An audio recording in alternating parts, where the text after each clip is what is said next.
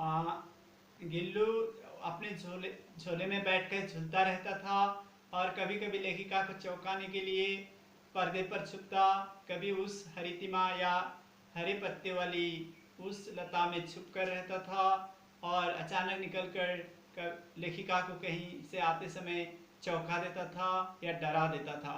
ये उसकी आदत बन गई थी।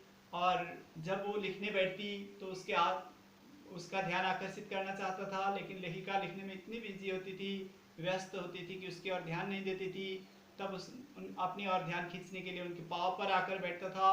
तब भी अगर लेखिका ने महत्व नहीं दिया, ध्यान नहीं दिया, तो पाँव से सिर तक और सिर से पाँव तक इस तरह चलता रहता। जब तक वो उसे पकड़कर प्यार नहीं करती तब तक ये क्रम उसका चलता रहता था। इस तरह कुछ दिन बीतने के बाद उसके जीवन का पहला वसंत आया और ऐसे भी वसंत काल उसका प्रिय ऋतु होता है। और वो चिक चिक करते हुए अपने पिंजड़े से बाहर जब देखने लगा तो लेखिका को लगा कि अब उसे मुक्त करने की आवश्यकता है। उन्होंने उस पिंजड़े के कुछ कीले खोल दिए और वो अंदर बाहर करने लगा, यानी अब बाहर जा सकता था। पहले कुछ गिलहरियों के बीच जाकर वो डरा डरा हुआ गिलहरियों के अपने जातियों के बीच वो चला गया। लेकिन कुछ दिन बाद लेखिका ने देखा कि वो बाकी गिलहरियों का लीडर बन चुका था, नेता बन चुका था। अभी सभी गिलहरी उसके पीछे पीछे दौड़ते थे और सारा दिन खेल कूद उछल कूद करने के बाद एक पेड़ से दूसरे पेड़ में उछल कूद करके वो शाम को ठीक 4 बजते ही आकर अपने पिंजड़े में रहता था, जब लेखिका के कार्यालय से आने का समय होता था। और लेखिका के आते ही लेखिका को पहले उनको प्यार करना पड़ता था। और लेखिका गर्मियों के दिन में जब लिखने बैठती हैं तो उसके आसपास ही बने रहता था। कभी लेखिका उसको एक लिफाफे में डाल देती थी और वो अपने मुंह और पूंछ ही निकाला रहता था। और कभी कभार उसको ज़्यादा गर्मी जब महसूस होती थी तो लेखिका के पानी पीने की जो कप है, सुराही है, उस पर वो अंदर पैर डालकर बैठ जाता था, जिससे उसको गर्माहट भी ना हो और लेखिका के पास भी बने रहे। इस तरह लेखिका के साथ वो एक बहुत ही मित्रता एवं अपनापन का रिश्ता बनाए रखा। इसी बीच लेखिका की एक बार मोटर दुर्घटना हुई और दुर्घटना के बावजूद जब वो अस्पताल में थी, उसके सिर पर चोट लगी थी, तब उसने अपना प्रिय खाद्य काजू एवं बिस्किट तक भी ग्रहण नहीं किया। जब लेखिका को घर लाया गया तो वो बिस्तर पर लेटी रहती थी और उनके सिरहाने बैठकर वो होले होले उनके बालों को सहलाता रहता था। जब वो बाहर किसी वजह से निकलता है तो लेखिका को किसी परिचारिका अर्थात नर्स का अपने पास से चले जाना जैसा महसूस होता था। इस तरह लगभग 2 साल उनके सानिध्य में रहा। और ऐसे भी गिलहरियों का जीवन अवधि सिर्फ 2 साल का ही होता है।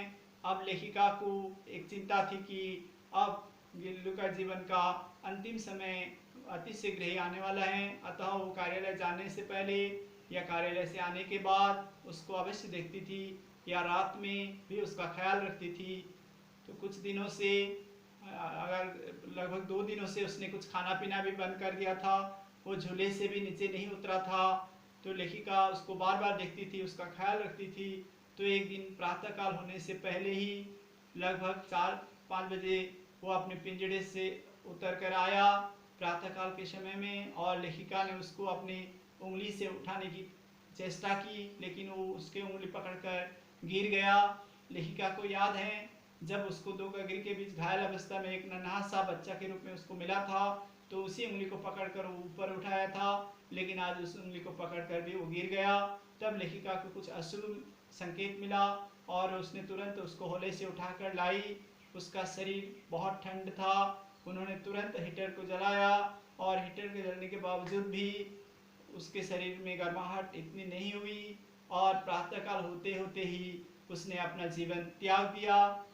ऐसे भी हम लोग विश्वास करते हैं कि प्रातःकाल दिन की शुरुआत है, तो ये गिलहरी के जीवन का प्रातःकाल यानी शुरुआत ही अंत हुआ नहीं। लेखिका को ऐसा अनुभव हुआ कि हमारे जो विश्वास हैं, हम जन्म जन्मांतर विश्वास करते हैं।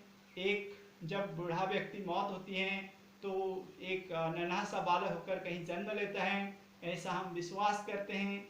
और इसी विश्वास ने लेखिका को भी संतोष दिया कि गिलहरी भी कहीं नया जीवन प्राप्त कर रहा है अर्थात इधर मौत होते ही वो कहीं एक नन्हा सा बच्चा के रूप में उसकी जन्म होगा, यानी जीवन की शुरुआत होगी। तो ये लता उसका बहुत प्रिय था, इसलिए इसी के नीचे अर्थात उसने बारामदे के सामने जो आज एक पीले रंग का लता या हरितिमा है, फूल का पौधा है, उसी के नीचे इनको दफना दिया। और इसलिए उसको आज भी ये विश्वास होता है कि कभी गिल्लू उनको चौंकाने इसी लता के पीली कली के रूप में उनके सामने प्रत्यक्ष रूप में आ जाएगा। इसी विश्वास उसे संतोष भी देता है।